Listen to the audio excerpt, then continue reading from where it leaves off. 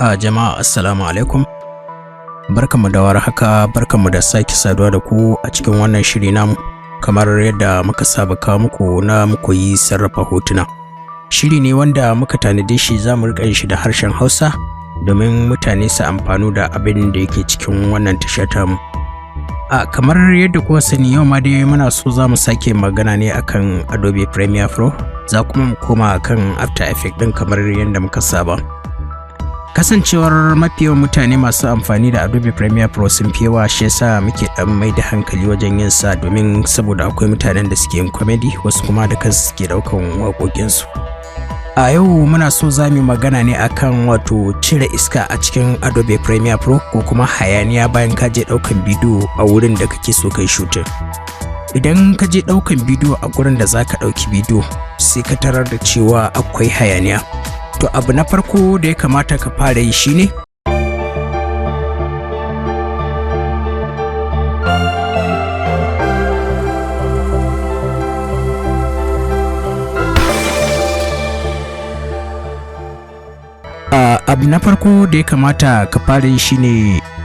yanda zaka kama iskar da take gurin ko kuma hayaniyar da take wurin.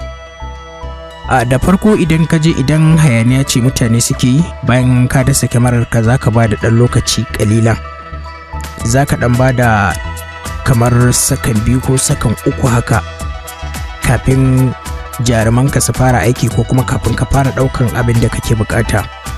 Idan abin yana ɗauke da sound wanda zaka ɗauka, to kafin ka fara ɗaukan sound ɗinka ka ɗauki sound ɗin wannan hayaniyar da take gurin. Mutane ne ko kuma hayaniyar iska ce, duka dai abin da biyo baya.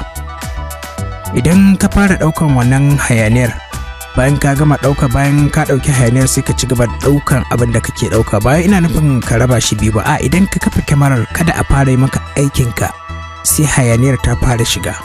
Misali zan kwatanta muku ana. Wannan bidiyon da na dauke shi a wurin akwai iska, saboda haka sai na dauki iska na dan sakanni misali kafin na ci gaba da yin aiki na. Ka gani? To kaga zuwa nan gurin duk iska ne a ciki, so saboda haka ina son yin amfani da wannan iskar ne wajen cire dukkanin wata takwararta da ta shigo cikin wannan bidiyo. Idan ka ɗauki wannan ɗin ka ɗauka da iskar da komai, sai ka zo ka shigo da bidiyon ka cikin Adobe Premiere Pro.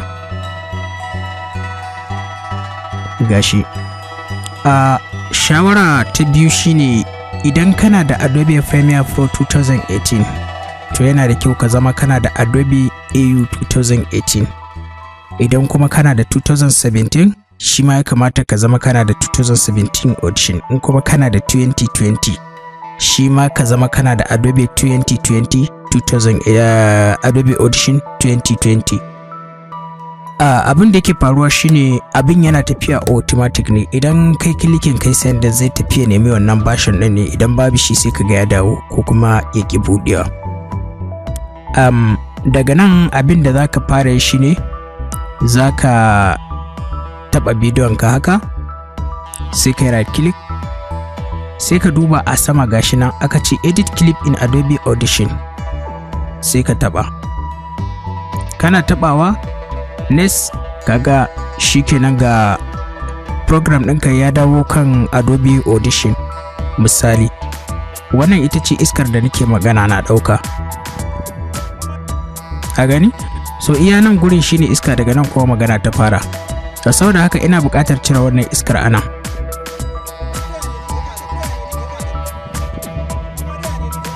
Kaga wannan ita ce iskar da ta shiga cikin aikin. To saboda haka abin da za ka yi bayan kai highlighting din iya inda iskar ta shiga ta farko ko hayaniyar mutane ta farko, sai ka shiga effects, sai ka je noise reduction, sai ka je noise capture, capture noise prints. A gani? Idan kai haka sai ka buɗe dukkanin bidiyon ka, clip ɗin da yake ɗauke da wannan hayaniyar kai highlighting ɗinsa duka. Idan kai highlighting ɗinsa duka sai ka sake komawa effect, sai ka je noise, sai ka je noise reduction. Kaga wannan ita ce hayaniyar da ta shigo ciki, sai kai apply.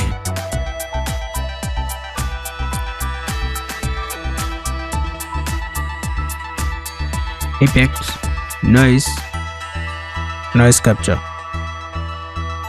sai ka buɗe shi duka kamar yadda na ce, sai ka je effect, sai ka je noise reduction. Shikenan, ina fatan kun gane abin da ne. Yanzu idan kai haka, ko da ka ɗaga voice ɗinka zaka ga iya voice ɗin ne kawai a cikin nan. Zaka iya murɗa wannan ɗan abun haka, sai ka ƙara voice ɗin, ka gani?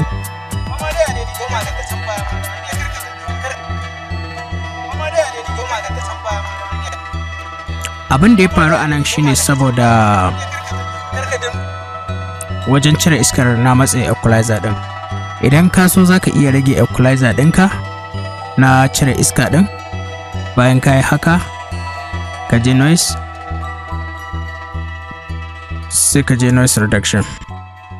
To a nan ga setting nan, zaka iya seta shi duk yanda kake so, yanda ka je ma kana yi kana play, kana yi kana play. Babu wannan lokacin na tsayawa in seta manually, amma dai zan baka basic na yanda zaka yi wannan ɗin. Yanzu idan kai haka shikenan, in kai apply ɗin shi, misali in ka dawo baya haka kamar yadda muka yi, ka yi highlighting ɗinsa duka, ka je effect, ka je noise, sai ka je noise reduction, gashi nan sai ka yi apply, sai ka ɗaga yadda kake so. Idan wannan bai fita sosai ba saboda na rage equalizer na, idan kuma ka ga bai fita sosai ba kana son ka cire shi manually, yawa kaga ya rage wanda yake ciki.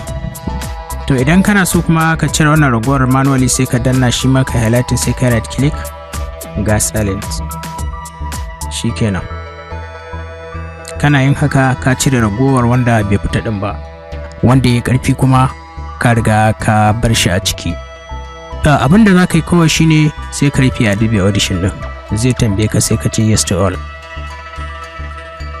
Shikenan, kana yin haka